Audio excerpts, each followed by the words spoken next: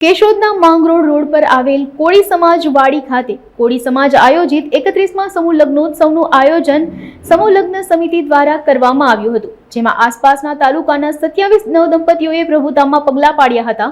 આ સમૂહ લગ્ન પ્રસંગે દાતાઓ, ટ્રસ્ટીઓ, સ્વયંસેવકોનો આર્થિક સહકાર પ્રાપ્ત થતા કન્યાઓને ઘર વપરાશની મોટાભાગની જીવન જરૂરી ચીજવસ્તુઓની કરિયાવર તરીકે ભેટ સોગાદો આપવામાં આવી હતી। સમૂહ લગ્ન દરમિયાન મહેમાનો ઉપસ્થિત રહેતા તેમનું સન્માન કરવામાં આવ્યું હતું। આ પ્રસંગે આગેવાનોએ નવદંપતીને આશીર્વચન પાઠવ્યા હતા। સમૂહ લગ્ન પ્રસંગે જાન આગમન, સામૈયા, લગ્નવિધિ, હસ્તમેળાપ સહિતના માંગલિક પ્રસંગો યોજાતા ઉત્સાહપૂર્વક દૂર દૂરથી મહેમાનો, વરવધુ પક્ષના મોટી સંખ્યામાં મહેમાન ભાઈઓ બહેનો ઉપસ્થિત રહ્યા હતા।